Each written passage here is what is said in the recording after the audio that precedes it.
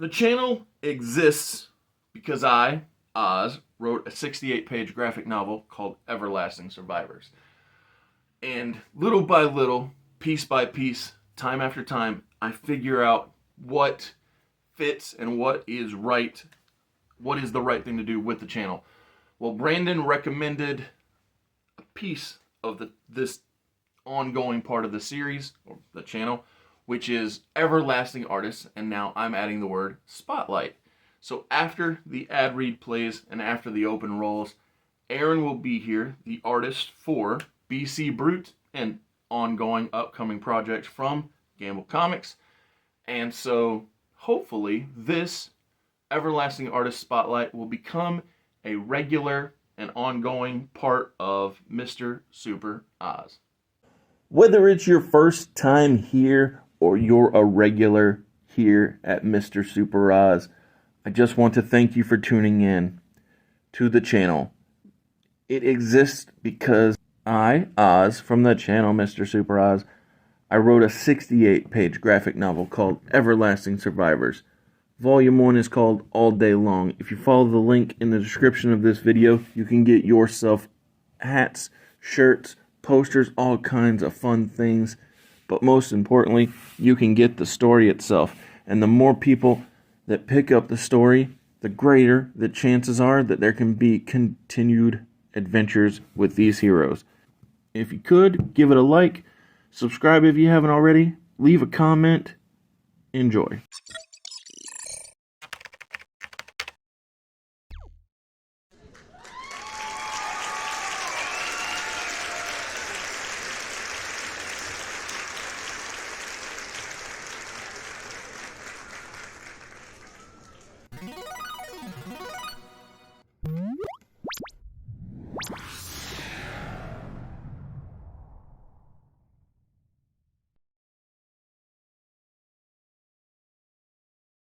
I don't care to start the way. I like how everything's set up. I think it feels right. Aaron, thank you for coming. Appreciate you. It's funny how life works, because like our mutual friend recommended that we get together, that we know each other, that we converse. But at first I was hesitant. I was like, man, I'm not rolling in the dough, and yeah, I want to make things happen, but money is important to fund art. And I don't know about you, but personally, I feel like everything's just working out well. It's a slow process because again, I never hit it big, didn't get the Powerball or the Mega Million, but plus we're a smaller operation. Exactly. But yeah. So, what was your first foray into comics? Like, what got you interested? To draw them or just reading them and being obsessed with them? Let's start with reading and then go from there. What was your first? I think when the addiction first started was... I love that. That's what it is, the addiction.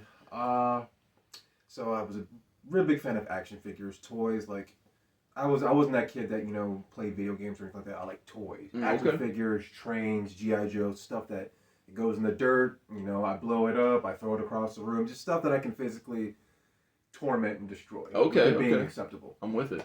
So basically, these Transformers toys used to have little pack-in comics. Mm-hmm. Now, anybody that knows the Transformers line, they've had several different types of comics and publishers and everything like that. These little pack-in ones, it was just a little thing to give you with the guy that you bought. Like, hey, blah blah blah. Story didn't make sense. The art was hit or miss. I mean, better than what I could do back at the time as a kid. But I just always intrigued by the storytelling format, like how everything was blocked off, the dynamic angles, exaggeration, how the art style can change and shift depending on like what's going on in the scene. Somebody just died, somebody just lost a battle, somebody won a battle, there's a new character that they haven't seen in eons, and now they're a part of the team. Just different nuances. To me, it's freedom. Exactly. Yeah. Yes. When you see that sort of evolution of the way the story plays out, it shows how freeing the medium is. Yeah. And I love that Transformers was your gateway, because I know a comic shop owner, and it just comes up, right? And so it came up once. I was like, hey, what got you in? And it was Transformers comics that came with the toys, and I was just excited by that. I mean, it's great when you can find commonality from with new friends and with old friends, and so I find that very intriguing, the links, and that's one great thing about not just comics but cartoons and media is it can create or facilitate a brand new relationship because of your shared love for the property. One thing that always kind of attracted me to comics over cartoons, I love cartoons, animation, especially like 2D traditional drawn or at least CGI that's getting really good at replicating it, like the new X-Men 92 series. Sure. Or is it 97? It's 97. Yeah, yes. the 97. Yeah, you guys got to watch that. I know some of y'all are thinking, oh, it's CGI, it's overlaid, it's not actual 2D. No, the techniques these guys are using, I think it blows the 90s show off the water. But that's a different video. They ain't paying us. So, I One like, day. Yeah, one day. What is it? Positive thinking. I like what comics do. It's like reading a book. You kind of have to force your imagination to kind of like go through the beats and fill in the connective tissue. And also, there's just something about staring at a picture. It's just a picture, but you're still getting something out of it. That thing's not moving, that thing's not flashing or making noise, but you're just seeing it and you're connected with the story. And then you go back and if you're like me when it comes to reading comics, you read it once to read the story, you read it once for the artwork, you read it again for shits and giggles. Well, and the way I see it is not so much S&Gs, but just to learn more about the world. Yeah. And yeah, I love coming back to a comfortable place. Mm-hmm. I mean, otherwise, what would be the point in collecting all of these stories? If it's just a one and done, these are just props, and that's just not how I do. I love going back to a very enjoyable place, and sometimes, like for instance, I think this story specifically is not good, but the art is beautiful, and so I struggle to get rid of it. I was like, man, that story was very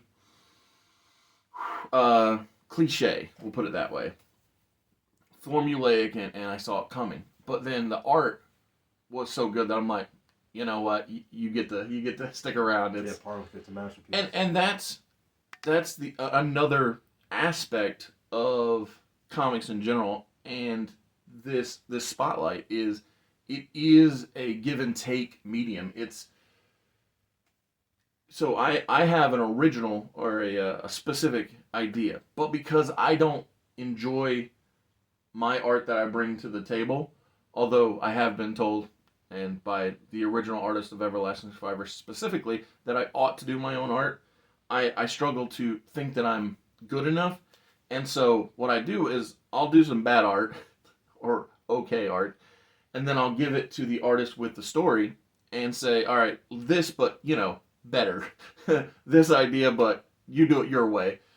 And we specifically went down that road with BC Brute. Mm-hmm. So I planned out the pages. I gave you concepts for both the hero and, I struggle to call them villains, but monsters. Antagonists, there we go, that he battles throughout. And so my vision was one level, and then you go and you take it to a whole new place, which is the beauty of the collaborative effort. And it's, obviously, it's not only comics that collaborate. Everything you have collaboration. The only time it's a non-collaborative effort is when I'm talking to myself doing a solo video.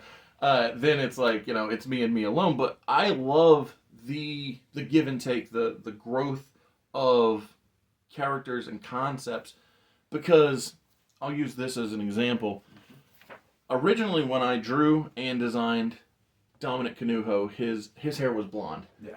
And then I gave a non-colored drawing to Jeff Hicks, and when he drew Dom, his hair became dark, because when I talk about him, I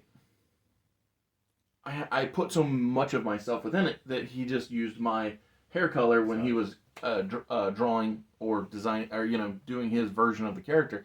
And I just kept it. I was like, oh yeah, because at the time his last name wasn't even Canuho, but that's a whole nother story for another time. I'm just saying that it's fun to see how things get interpreted from one vision to another.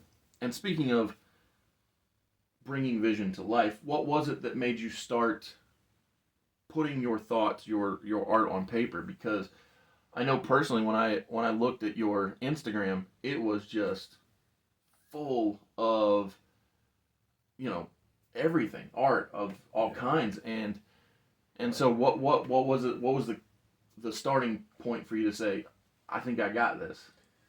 Honestly, and it's funny you bring up the page because even my page, there's stuff that's finished, there's stuff that's not finished. I try to put just like random stuff here, sketches here, but like it's like I want you to see everything that I'm capable of, like how I draw my bad days, how I draw my good days. Just to know that sometimes I'm just doodling, sometimes I'm just dropping stuff down on paper. It's not meant to be a masterpiece per se, but it's practice. Absolutely. And that's what leads us here today. But what it started out with is my mom used to take me to church. After a certain age, and I'm talking like 2 or 3, so it probably wasn't that long, honestly. But I didn't really get along with the kids that were in Sunday school as well. There were some nice kids. It's just I was withdrawn. I was shy. I just didn't really have a lot of self-assurance, so I would draw. Okay. And I was, like I said, the cartoons, I was obsessed with drawing. And my mother, she painted stuff. My father, he did, arts and crafts. My uncle, he does portraits. So the art element was always there. Oh, I love to hear that, because that's definitely not the upbringing I had. There was nobody within my household that partook in trying to bring art to life. I can remember this random weekend when me and my sister were helping my mom organize a bookshelf, and we came across a drawing of a horse.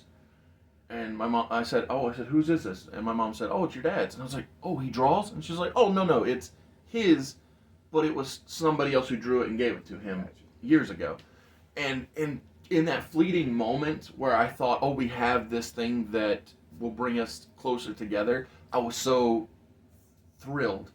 Well, my mom's brother, he always did art, but he was somebody I saw maybe once every few months, not on the regular. And so I think that's such an asset to have people in your household who are of that similar desire to bring things to life. And yeah, I know, I just find that so exciting, the idea of it.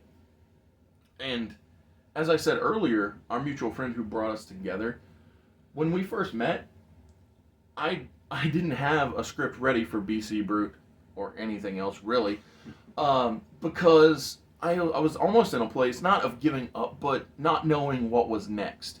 I knew I didn't have the backstock of money to pay the artists I had been working with, and I didn't know what was next. I hadn't sold enough Everlasting Survivors to where I felt like Volume 2 was the right move, but they were the only heroes I had put out that anybody knew about, and so I was struggling. So when we met, I just gave you Volume 1, and I said, read this, draw whatever comes to mind, or what feels right, of a solo for each of the heroes, and then a team shot. And I'll be honest, it was mostly, as for me, a stalling mechanism. So I was like, okay, I'm going to give you this project while I figure out what is next. And so I spend, he told me it was just test my skills, so that's funny. so to some degree it is to see how you think, but also it was a way so I could refocus. Yeah. It was a dual purpose.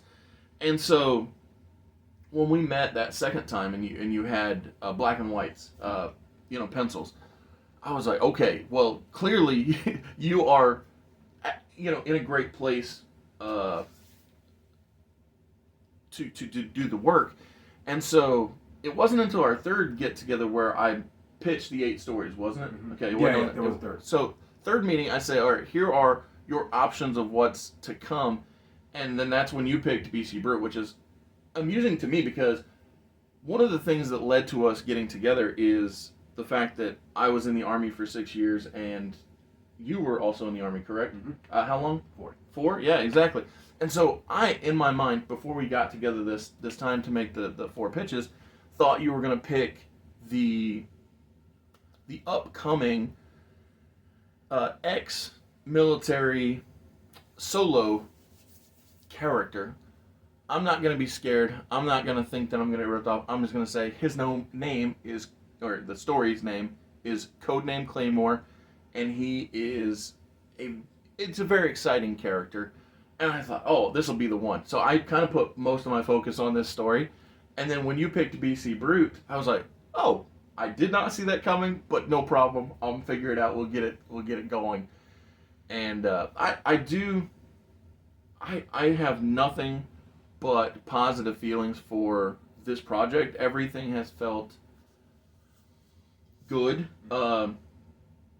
And I don't know about you. What are your feelings? So you got the script, obviously. You got the character designs. You put together 3 fight scenes and the character concept for BC Brute. And so how has been having this story been for you? I've enjoyed it so much just because the whole reason I picked this story was like, the Claymore story. It is an interesting story, and I do like it. I like the concept of it. There's part of it is like elements of the Netflix Punisher series, which I think that's one of the best interpretations. Mm-hmm. It's like absolutely, the I agree. whole organization's turning on you. I was like, all right, that's good. And we don't have to get political here, but like it speaks a lot on what goes on. Of course. But with the BC Brute thing, like, I like stories of just raw strength. I like stories that are like fables, stories about like courageous, heroes fighting, monsters, overcoming overwhelming odds, stuff like that. So, like, this story is part of the things that I do like, because it's like it's like Transformers. Yes. Because if you ever read Transformers, they don't fight like we do, like from far away, tactics and everything like that, rules of engagement. They're out there just slugging it out with each other, robot fists and everything like that. Well, and here's another thing. When you talk about Transformers coming with the small comics, yeah, I instantly remembered how Masters of the Universe also gave He-Man the miniaturized comic to give him a backstory, since at the time of the toy's original creation, he didn't have a cartoon. And really? Oh, right. Well, eventually they got there, obviously. But during the pitching part, as a matter of fact, while we're pitching, I'll pitch to Netflix. Feel free to become a sponsor, Netflix. But watch The Toys That Made Us on Netflix, and it'll tell you the backstory of the Master of the Universe toy line creation. It's exciting how so many things fit together and feel right. Yeah. Within the context of this general idea of the collaborative working together and the bringing the story to life. But yeah, no, I love how. So, I always ask artists what they prefer script wise, because there was this Wizard magazine I had before I ever wrote one script. I read it, and because it said how to write comics. I really wish I got that magazine back from a friend I loaned it to. I still might someday. But did it talk about like the Marvel method? So on the cover, it's Cap versus Iron Man. It's around the Civil War timeline. But in the article, it talked about Alan Moore's style, Jeff Johns' style, Brian Michael Bendis' style, and one other writer, I forget who off the top of my head, and how each person wrote different ways. And so after reading this, I was like, oh, you know what? I'm just going to ask the artist what they prefer and then deliver what is best for them. And because if you need me to be like Alan Moore and give you basically a novel, I'll do it.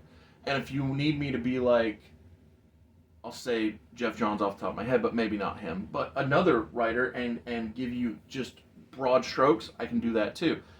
And yeah, I love the the immersive nature of thinking about these worlds and how things play out.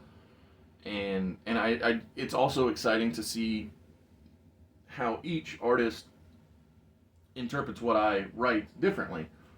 And so yeah, it's just it's a feeling like none other to me. The effort of putting together the story. That's one thing I'm kind of envious on you about is writing. It takes so much more for me to like concentrate and like really like formulate things, but the way that you gave me the freedom to kind of interpret the script how it goes, but you still gave me just enough details And where I'm not guidelines, blind. exactly, yeah. Yeah.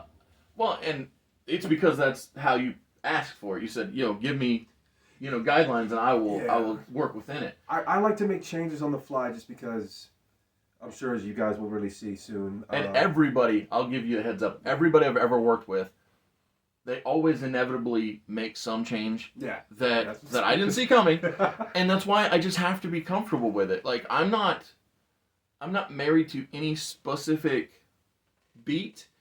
What I'm married to is the idea of this world needing to come to life, so much so that I will save back and I will spend to make it happen. So yeah, I totally understand that because I've lived it so many times with, every artist I've ever worked with. It's like, oh, this, and I'm like, let's do it.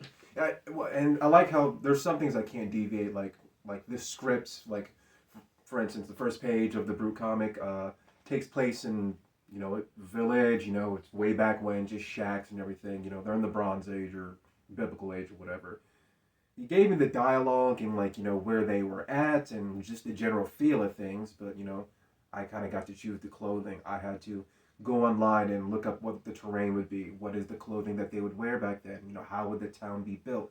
I put it next to a river because I know a lot of towns back then built it next to a source of water. Makes perfect sense, yeah. And the fact that he could have done that just because he's a smart guy, he knew that, but he just he had the confidence to be like, all right, I trust you to do your due diligence here. This is the theme, stick within these parameters, and that's all it is, parameters. Absolutely. Give me parameters, and I'll stay within them, except for the main guy. I don't know if you want to talk about that change. So my my design of Mattathias Priest, who is called, BC Brute, given the title, was not nearly as accurate for the time period. It was just something I thought looked cool. And when I gave you my rough drawing, I don't know what you thought, but in my mind was, I'll get back something like this, generally. And then when we meet up and you were like, oh, you got to see what I've done, I was ready. But I thought I was ready. I wasn't ready because when you revealed your time period accurate appearance, I loved it.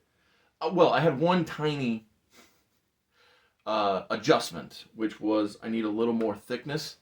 Yeah. But the root of the appearance was there, and as soon as I showed you Bill Kazmaier, or also another visual representation was the wall from Game of Thrones. But once I give you two visual references for the general body type I was going for, off to the races we went, and it was no looking back. So yeah, no, I love how that you upgraded his look. I wouldn't even say upgrade because anybody who's ever read like Berserk, there was plenty of like you could have put we could have done the armor thing, he was all armored up, all the tools and everything that we could have done that, there was devices that allowed us to finagle it a little bit, but I just chose he's a guy that's giving his time to stop all these atrocities from happening in this time period where resources are not abundant. So I was thinking, well, maybe if he was a bit more rugged, a bit more he has a lot of weapons, but he has to put money into his weapons. He can't really focus too much on his armor. Plus, he's such a superhumanly strong, robust character. It's how much more badass it would be. Plus, I like drawing characters that are damaged. I like drawing blood scratches throughout things even in some of the posters I've done for him. you see like there's a trickle of blood here. His things are tattered. There's scratches here. Like I want the characters to feel lived in, like they're actually doing this action. Well, and without revealing what occurs within the context of the story, I will I'm say keeping that under wraps. I will say that there were times while writing BC Brute Volume or Issue 1, I was like, how is this guy gonna live through this thing? I'm like, I am not being very kind to this here hero, but I think that in and of itself is a good, because we get to the finish when things are done, it feels like this man went through it, and so then yeah, no, it's a good thing that he had to. It wasn't just handed to him. Well, and also I like the fact that with the armor, the thing that I found a problem with is his fighting style. If he's covered in armor, it's going to be focused on him just being a tank, a juggernaut. Yep. With him, he has a shield, he has a helmet, he has other things.